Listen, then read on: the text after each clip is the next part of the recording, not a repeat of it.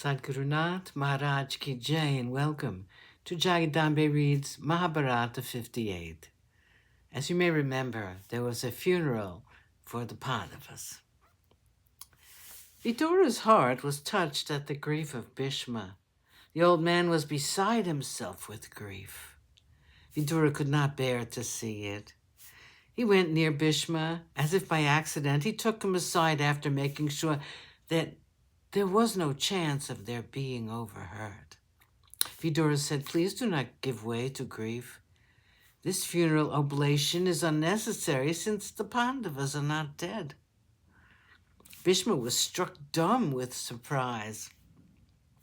Vidura told him the whole story. He added, "This plot was hatched by the king, his son, and Shakuni.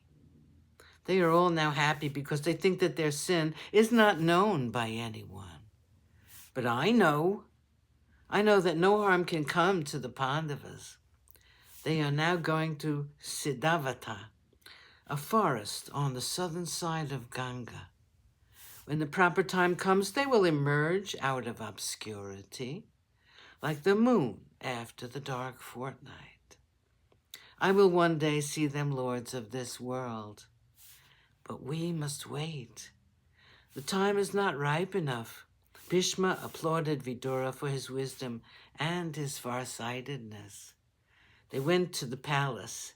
No one knew about this conversation. The old king and his sons were now happy. They felt that their days of worry were at an end. Chapter 28. Bhima's marriage with Idimbi. The Pandavas, having crossed the river Ganga, wended their way toward the south. They reached Siddhavata. They were extremely thirsty and tired.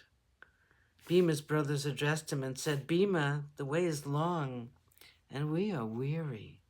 But we have to walk a long distance. You must help us once again. You must carry us as you did before." Bhima willingly carried them all and walked fast toward the south. The son of Vayu traveled faster than his father. He was intent on only one thing: daybreak should find them far away from Varanavata. Duryodhana's spies were everywhere. The dreadful night was over. Bhima realized that they had gone quite a distance away from the city of Varanavata. They had traveled 80 yojanas. Kunti was extremely tired. She said, "I am dying with thirst. I cannot proceed even a step further without water. I am extremely sleepy. I will rest under some tree. I have to. If we are captured by the Kauravas, I do not care. I'm past all caring." There were tears in her eyes when she said this. Bhima took them to a grove nearby and said, "You must all rest here. I feel that there is water somewhere near. I can hear the noises made by the water birds." Yudhishthira asked Bhima to go and get some water for their mother. Bhima went in search of water. Not far away from there, he saw a beautiful lake, its surface covered by lotuses and lotus leaves. It was so beautiful that he could not believe it. Bhima also could not walk fast. He was so full of fatigue. He drank deep of that wonderful water. He bathed in it. It was so inviting. He forgot all his fatigue and sleepiness in the thrill of bathing in that cold water. He came out. He wetted his upper cloth with water. He made a cup out of the huge lotus leaves and carried water in that. When he reached the spot where he had left his mother and brothers, he found them fast asleep. He woke them up one by one and gave them water. They drank it and went to sleep again. Bhima sat there by their side watching them.